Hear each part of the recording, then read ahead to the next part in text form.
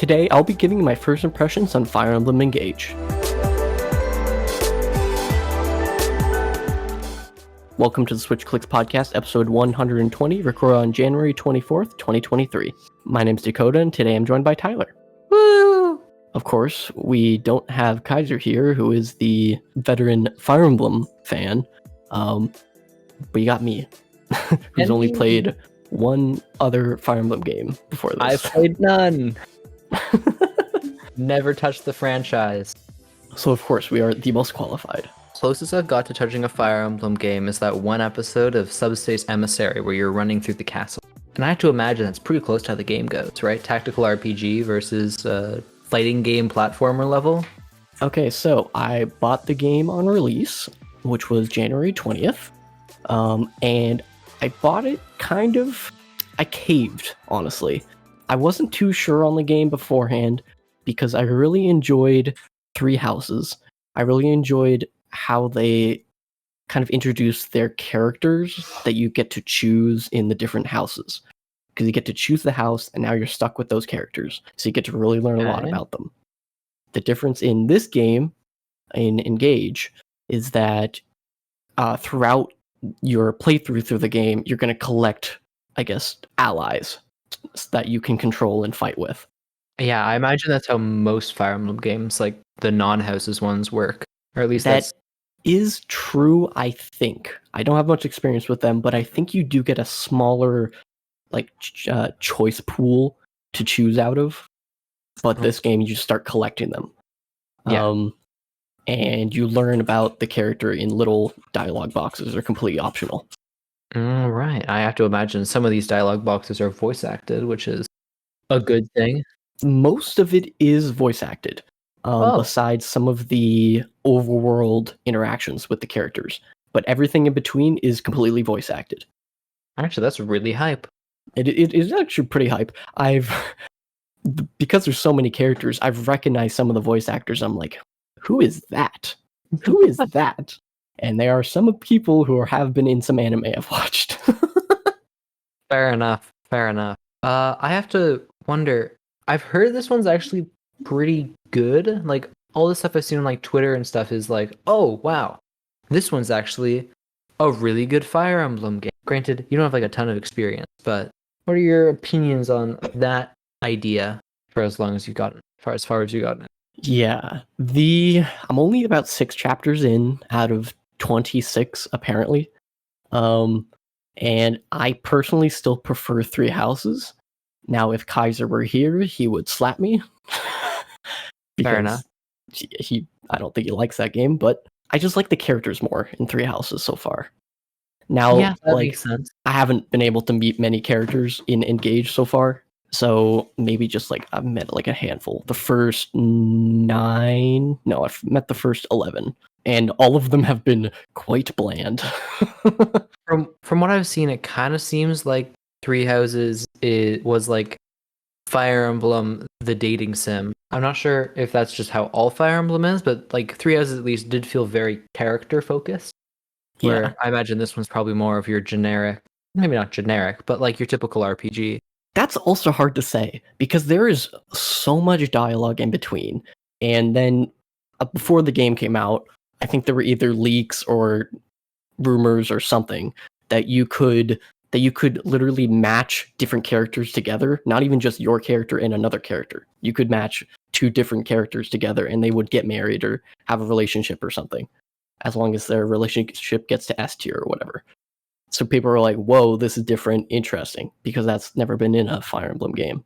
Mind you, in Three Houses, it was just you, and you just had to choose a character to interact with the most. Then they would go to S tier, then you would romance them. It's like a Fire Emblem, but it's like plays like The Sims. You just walk up and click romance over and over again until you get the woohoo option. And you're like, romance, social interaction is easy. And the character designs, I think, are very, very strong. Mind you, the personalities so far of the first 11 characters are not great.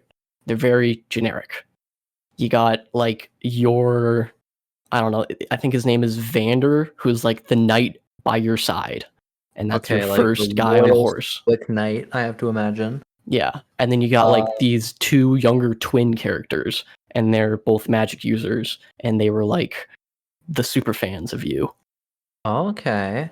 I have to imagine there's like the perky, silly pixie girl kind of like character archetype. Yeah, the female of the twins or the late girl of the twins is definitely kind of pixie-ish. Okay, that like And then typical like anime girl esque. I have the names in front of me, and Etie. She's like the Okay, confident, not really tsundere, but confident girl. And then you have like the okay. princess, the prince, the Yeah, big dude that has a heart, the other the big dude that himbo. has a heart, but for only for women. And Oh, so you got then the I don't himbo remember. and the jock? Yeah, essentially. No way. So that's what we got so far, and they're pretty one noted. Voice acting is great. Um, the dialogue can be kind of cringe at times, and the Typical amount of characters anime games. kind of reminds me of Genshin Impact. And the That design of the characters kind of remind me of I those two. I wonder if that's on purpose. I wonder how much if Genshin Impact had a chokehold on the anime sword market and Fire Emblem decided to adapt. So that wouldn't be surprising. I have to imagine because there's a few characters in here that have like insane character designs that just don't look practical in whatever age they are in. Actually, speaking of that, what are your thoughts on the main character design? Because I know a lot of people avidly hate them, but as far as Fire Emblem characters go, I was kind of a fan when they were first announced. Yeah. Past the toothpaste jokes, because those have been Okay. run into the ground. Yeah. I really like it actually. Did you pick the male or the female? Or like whatever. I think they said what body type to be gender, which is good, which is good. Not no anti woke here. But what form did you I did choose the male character. Okay, Um that's probably like I think I preferred that one. And that's like the first time I've ever preferred the male looking Fire Emblem character to the female. yeah, he does kind of look like Byleth with just more vibrant clothing and hair. Fair But enough. he is You fully Violet. voiced in this game, and said Byleth was just a Oh, nothing protagonist. no silent protagonist in Yeah, a JRPG? That's which actually crazy. which was actually super interesting because he like talked to the characters, but again, like the whole theme around the game so far is, oh, I forgot stuff. You're my friend. I will blindly trust you.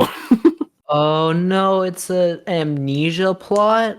Yeah, Oh, okay, well, that's they have hopefully that is good yeah. because it's hard to make an amnesia plot work. Oh, speaking of the plot, I Uh-huh. have such a gripe with this plot. Um, Okay. what I'm about to say is not technically a spoiler because they showed it in the trailers, and it also happens like 3 to 4 missions into the game.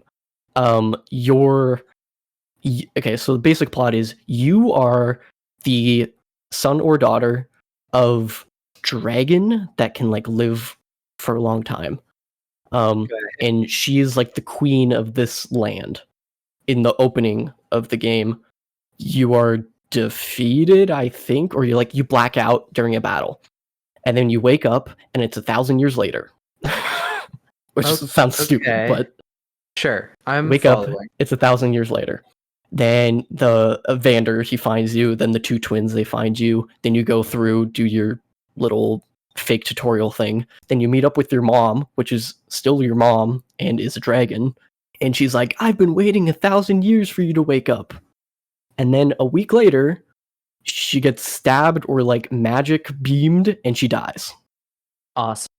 Did they have a human character or they were literally just a dragon? There's a human character. Okay. That would have been weird. It would have been Um, a little strange. Did they have a dragon form as well, or were they they do have a just dragon form. The dragon form oh, is pretty cool. oh, that's good to hear.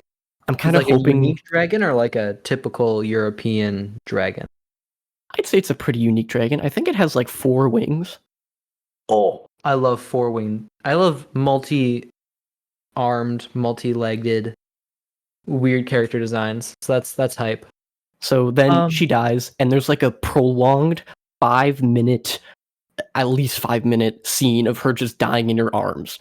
And it is not written well because I just met this character 5 minutes ago and you just woke up from amnesia. So how are you this connected to your so-called mother in not even a week? Like, the voice actors do a really good job, but you're like putting way too much effort. You woke up with amnesia. So in the character's point of view, wake up knowing nothing. Someone says, "Hey, I'm your mom," and then dies, and you're like, "Oh, what?" Yeah, it's like he broke his heart or something. It was insane. And then, like, throughout the next missions, he's like, "Yeah, my mother is dead, and that's the queen of the land, and there's no cell phones in this land." So everybody's like, oh, "No, queen, blah blah blah," and you're like, No, "Yeah, my mom is phone dead. scene. Sad." I actually am very curious. Is the main character, they have voice, but are they still like a blank slate, or do they very much have a personality? I could not tell you any personality traits of this character. Oh, that kind of sucks. I was kind of hoping they were like I mean, with amnesia that kind of makes sense, but like if it was a like they're kind of stuck up and suck, and then as the game goes on, they get better, and that's like the character arc. Nope. But This one is like, I'm gonna friend anybody that comes across my path that doesn't look evil. You're my friend now. they're a Pokemon protagonist. Almost, No! yeah. That's why I'm kind of curious on what the female voice actor sounds like, because not that the male voice actor didn't do a good job, but he sounds kind of generic. Maybe is how they cast it, to be fair. Although I don't think I'd ever meet someone who'd have like half red, half blue hair, wearing like a frizzy white coat, and then when they sound like generic dude, that would be very surprising. What I am kind of excited for is, like, later in the game, apparently there's like a choice thing. You can get slightly multiple endings, and depending on the choices you make in the game, your hair color changes. So there's like a balance of light and dark in you. So if you go all the way evil, your hair turns red. So that makes sense. I'm interested to see how he acts in some way if he does turn all the way evil, which I might run through because I have no connection to these characters yet. That would push the like snotty prince thing that they could have done then. But I don't know. You haven't beat the game, so I can't make like writing notes. 1, not a writer. 2, haven't played the game. 3, don't even know how it ends. So maybe it's awesome. For the thing about this game is that you get to, I guess, summon old heroes from previous Fire Emblem games. And of course, being a person that has played every single Fire Emblem game, 100% guaranteed I played every game, I know every single one of these characters. You know every single one that shows up in Smash. Exactly. Luckily, all the ones that show up in Smash Brothers are in this game. Well, that'd be a little weird if they didn't, if I'm being honest. That would be true, yeah. So this is like Pokemon, you're telling me? Pretty much, except there's only 12 Pokemon. Oh. So it's more like I need to remember the name. Skylanders Trap Team. Yeah, actually. That's a pretty good comparison. I guess you have to beat up Skylanders Trap Team in order to get them. So maybe it's just like normal Skylanders. Yeah. Might be a better way to put it. I just wanted to be extra specific with it, but I feel like the normal Skylanders fits better. Although that would be very funny to go up to like someone playing the new Fire Emblem and it's like, oh, well, this is just like Skylanders. Like, it's not that I don't recognize some of these characters. Disney Infinity, we are the same. I do recognize some of these characters, like Lynn, the girl with the giant green ponytail. Oh yeah. And maybe Leif. I think I recognize him. I don't know what game he's from, but the name. Yeah, but so far I only have Marth, Celsia, red-haired girl from Echoes in the 3DS. Sigurd. Those are Okay, the I need only to find three. a list of characters because I've played enough of Fire Emblem Heroes that I might know. Okay, I know Marth. Is this spoilers? Spoilers for Uh, the characters that are maybe in the game I think they or that show are them dead. all in the trailers, so we should be clear. Okay, I know Marth. I don't know Celia, but I recognize Celia. I recognize Sigurd. I know Leaf. Leaf is Roy's dad. I know that. Roy. I know Lynn. I kind of know. I think Eriko is one of my better characters in Fire Emblem Heroes. Ephraim, recognize his name. Don't know him very well. We Like Ike. I know him a lot. I mained him in Super Smash Bros. Brawl. Um, Mike, Micah? Micaiah, Micaiah? Maybe? Micaiah. Never heard of them. Yeah, I've never heard of them either. Lucina, Corin, female. Again, good choice on that one. And Byleth, male. Honestly, going female Corin, male Byleth, kind of good. And I recognize both of them. Oh, there's DLC, so this is probably spoilers. They're just the characters from Fire Emblem Three Houses, so I know them. Yeah. Uh, They also have Tiki, but I'm not sure where oh yeah, she shows up. sorry. I mixed Tiki up with the Fire Emblem Three Houses girl. I just saw her picture, but no, I do know Tiki as well because Tiki turns into a dragon and is very annoying in Smash Bros. It I sucks think that the Three Houses characters are part of DLC. It's a $40 yeah, DLC with 3 waves, but $40. Oh, it's Three Rays. Okay. for 3 waves, and they just put the Yeah, first one out now, which only includes these 3 characters and a couple new things to do, like missions. Because I kind of wanted those characters on my team. maybe that $40 still seems kind of steep, but I don't know what the side missions look like. Yeah, I mean, in Three Houses they had. What did they have? All I remember is like the new house. There was like a fourth house of wolves, purple wolves. Okay. But I think they had Um, multiple waves for that game too. yeah. Hopefully. I mean, again, I'm not a Fire Emblem fan, so I know if Pokemon was like $40 DLC with like 4 new Pokemon in it, I'm like, easy. You got my money. So I I wouldn't I can't complain. Alternatively, I do think me talking about Fire Emblem characters could kill a Fire Emblem fan if heard without the proper protection. I feel like I did a heavy disservice to being like, yeah, I played him in Smash Bros. But alas, who's this? Wait a minute. Hortensia. No, Who? I'm not going to say who it is because it's a character in the actual game, so it might be spoilers. But that is a good character design.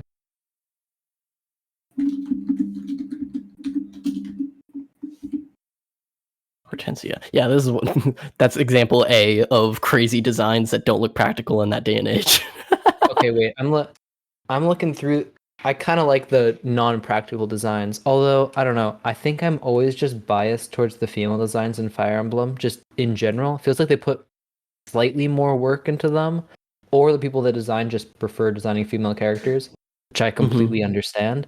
But like Ivy, Hortensia, um, Panette, Tamira. Okay, I like Figado. um, Yunaka, I'm a big fan of. Jade, I'm a big fan of.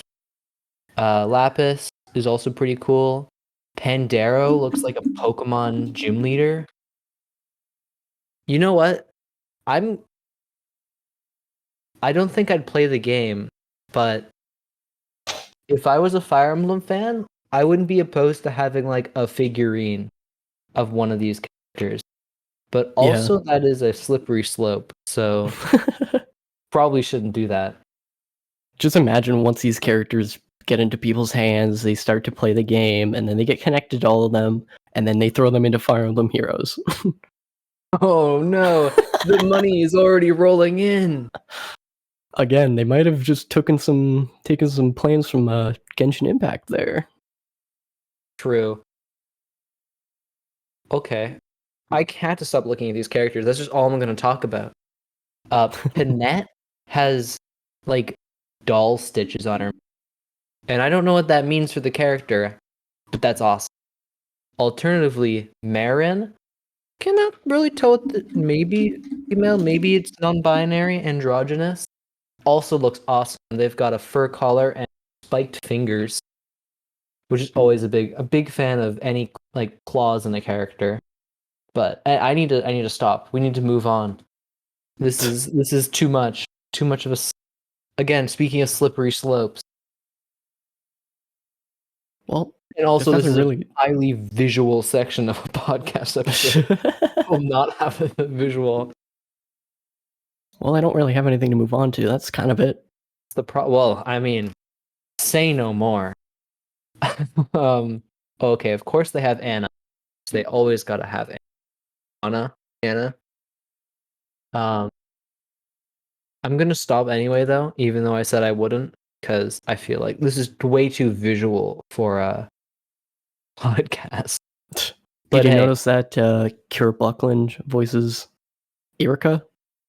Eric, find Eric. Eric. That's one of the Engage previous characters. Previous character. Okay, that is probably you. Oh yeah, Blue-haired girl. Is it Yeah. Erica? I don't know. It could be either. How the heck do you pronounce E E T I E? Where are they? Ite? Where's Ite? Eat. Yummy. Well, I found you. Like, I don't know Eddie? why. It's definitely not Eddie, because they say her Eddie? they say her name a few times in the game, but Oh, I saw this person on Twitter because someone was like, finally they gave a Fire Emblem character ass. And it's like it's like Genshin Impact where someone's like, I love the muscular men, and they're like all the same body type with like a slight ab texture on their abdomen.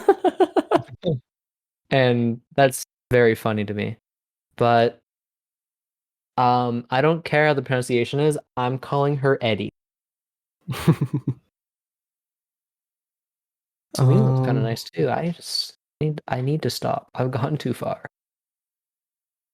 Big Gene fan, by the way. Gene. Gean? Oh, Gene. Yeah. Oh yeah, he's the one random kid you save in like chapter 5.